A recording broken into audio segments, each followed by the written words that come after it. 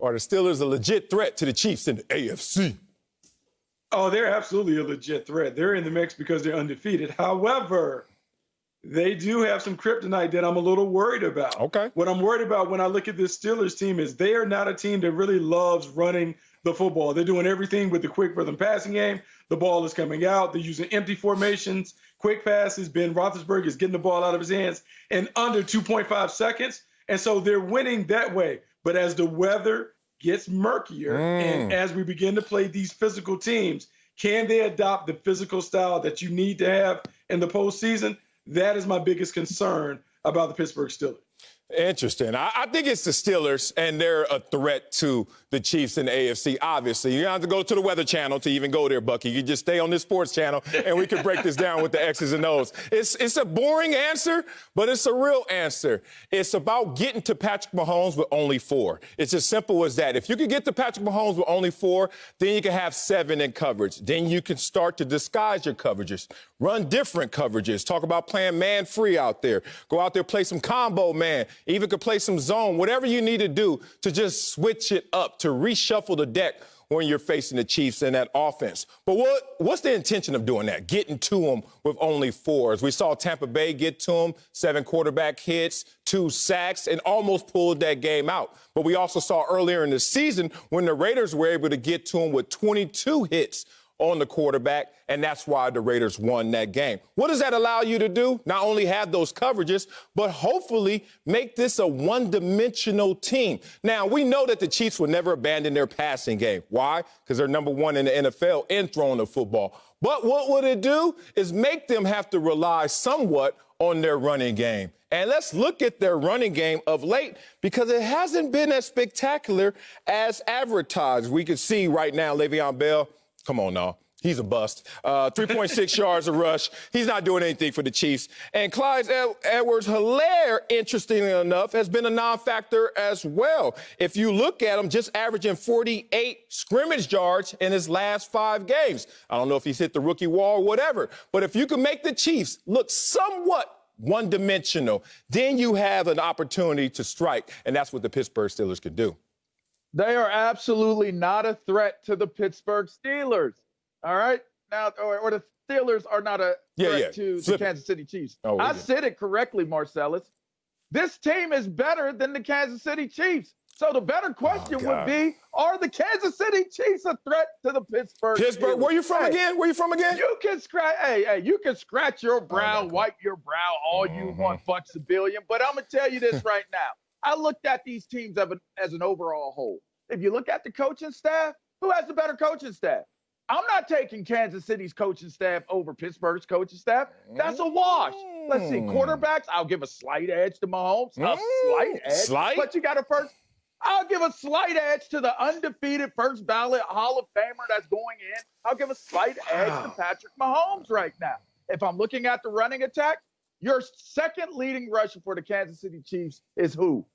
Patrick Mahomes. Your second leading rusher for your team is Patrick Mahomes. If you think that Patrick Mahomes is going to do that rushing game thing against that Pittsburgh Steelers, that vaunted old school, now new school, steel curtain of a defense, you're wrong. And if you look at this defense versus Kansas City's defense, it's not even the same class. It's 2 separate classes. The Steelers defense is playing really well. And although you may look at the running attack and say Connor, McFarland, Snell, they may not be 1,000-yard rushers, but they are effective and they are efficient enough for this team to do what they need to do. I look at the Steelers as not only a threat, I look at them as a more complete team. Wow, man. I mean, I knew you grew up right there on the doorstep and all that, but I didn't know you had a terrible child right there. It's just true. I do have one, but because that right there, that endorsement, to me, I find it hard to believe that you don't think that the Kansas City Chiefs should be considered the favorite coming off of a Super Bowl title, and they're toying with everybody right now. They're bored, Lavar. They're not ready. They're not ready to really get into it. They beat the Raiders, though. They beat them. They teased them. Then they knocked them out in the last round. They beat them. They are running through everybody. We just saw what they did to the Tampa Bay Buccaneers. I mean, my guy went for 2 bills in a quarter. Tyreek Hill went for 200 in a quarter. when I look at the Pittsburgh Steelers, I love Mike Tomlin. I like what they're doing, but I don't know if this team can get in a track meet and a shootout with the Kansas City Chiefs because that quarterback is so good. How do you and he's on his qualify way to that? second.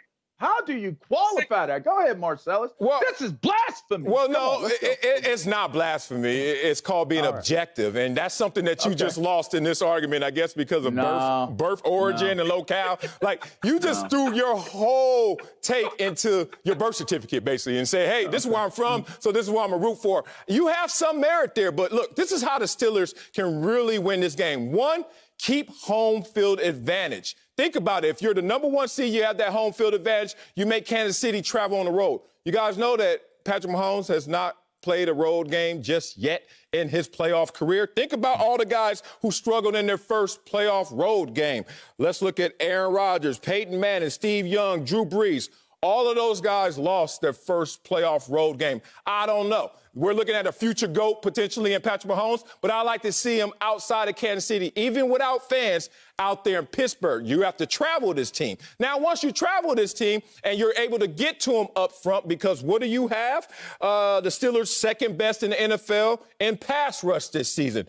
And they're first in defensive coverage when you're talking about their defensive backs against the receivers. So that is a formula for success. Hey, we can match up with your number one passing offense, us on defense. And then you start to strike in terms of what they're going to try and do with the 18th ranked rushing offense versus the Pittsburgh Steelers. That's the formula, guys. It's simple, it's boring. I hate to be this objective and calculated in my response, but it's not all this extra stuff. It's not the weather. It's not where you're from. It's about the fact that you got to try and get to Mahomes with the guys up front, and they have the guys up front, and see what you can do in coverage. I feel so disrespected that you guys would base the objectivity of my response off of where I'm from. Yes, I'm from the 412, baby. No one's ever said that. But that doesn't mean that I'm swinging my terrible towel during this show and during this segment. I have a professional duty, my friends, to say it the way that it is.